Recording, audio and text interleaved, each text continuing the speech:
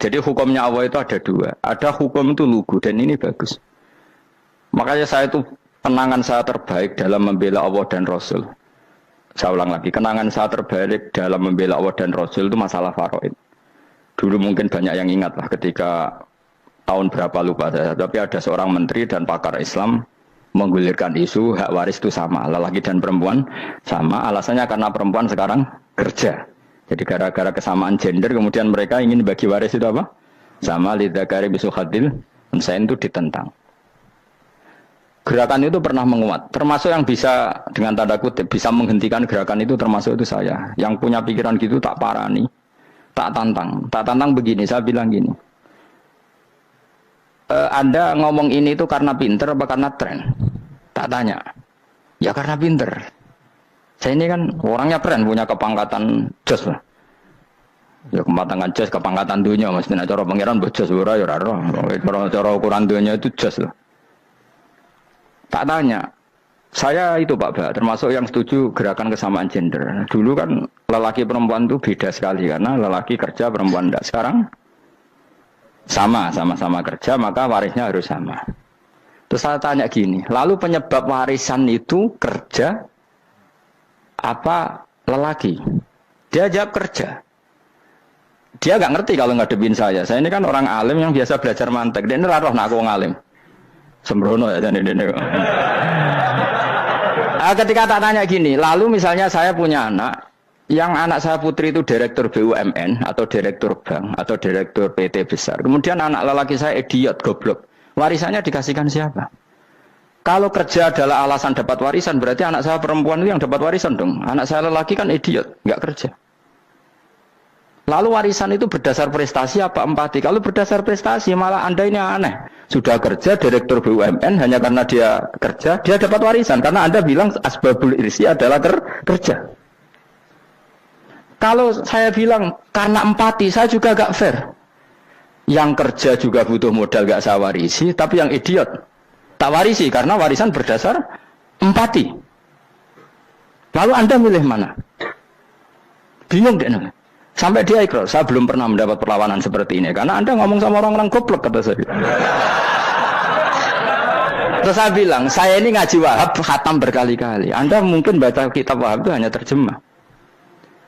Maka menurut Islam, yang menjadi hak waris itu sebabnya zukurah wal unasah. Kelelakian menjadi dapat dua bagian, keperempuanan menjadi satu bagian. Dan itu Islam tidak mau urusan dengan prestasi maupun empati. Mujarrodul zukurah dan mujarrodul unusah. Sehingga dengan seperti ini tuh Islam nggak ribet. Coba kalau kamu pakai ilatul hukmi, pakai cara berpikir logika, malah ruwet. Karena tadi, kalau kesamaan gender itu karena perempuan kerja, lalu misalnya yang lelaki idiot misalnya atau pengangguran, warisan kamu kasihkan siapa? Kalau kerja itu menjadi alasan hukum, kamu kasihkan yang perempuan kan? Aneh nggak? Yang sudah kerja malah kamu kasih warisan, yang nganggur enggak. Berarti berdasar prestasi atau berdasar empati. Kalau kamu dapat warisan, idiot dulu dong.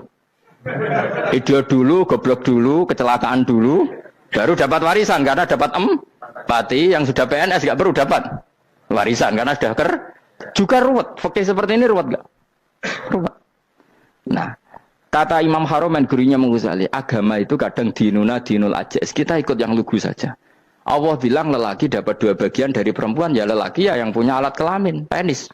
Perempuan yang punya farji, ya sudah gitu aja, gak usah repot-repot. Kenapa begitu? Ya sudah seperti itu. Nanti lama-lama gini kalau diterusin. Ada seorang dokter fikih perempuan. Dia menguasai fikih sholat.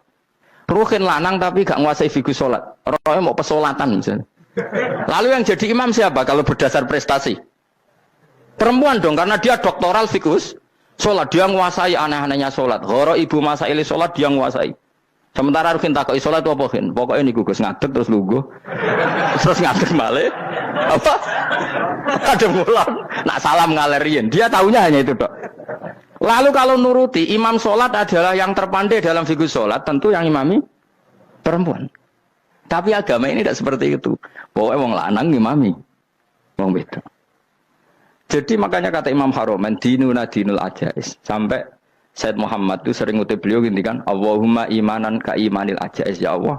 Semoga iman saya menerima konsep engkau itu ka imanil ajais. Imannya wong wedok-wedok sing lugu. Ajus itu perempuan lugu yang sudah sepuh. Jadi misalnya ngukur anak seneng ya anak kono gedang goreng, ngekei duit, ya lugu saja. Itu bagus. Daripada kamu pakai argumentasi, karena argumentasi ini sebetulnya kelihatan cerdas, tapi ada kebodohan masif. Karena tadi, kalau hak waris kita otak-atik dengan prestasi, maka yang pro empati akan protes. Paham ya? Masa yang sudah kerja dikasih banyak, yang idiot enggak? Tapi kalau berdasar empati juga aneh. Masa dapat warisan harus goblok dulu, harus kecelakaan dulu. Maka Rasulullah pernah ngendikan ketika ditanya, lalu warisan untuk siapa ya Rasulullah? Nabi jawabnya lucu. Fali aula rojulin dakarin. Jadi Nabi sempat ngendikan kata rojul. Kemudian direvisi dakarin. Fali aula rojulin dakarin. Semua ulama ngendikan dakarin di sini adalah badal. Nabi ngendikan rojulin. Kemudian Nabi ingat kalau rojul itu identik dengan lelaki dewasa. Apa? Kemudian Nabi mengulang lagi dakarin. Tidak harus dewasa, yang penting lelaki. Jadi meskipun baru lahir, kalau dalam keadaan baru lahir namanya apa? Kan dakarin kan? Belum bisa dikatakan rojul. Paham ya? Nabi ngulang 2 kali. Fali aula rojulin dakarin. Ini penting saya utarakan supaya clear. Jadi agama itu gak usah diotak-atik.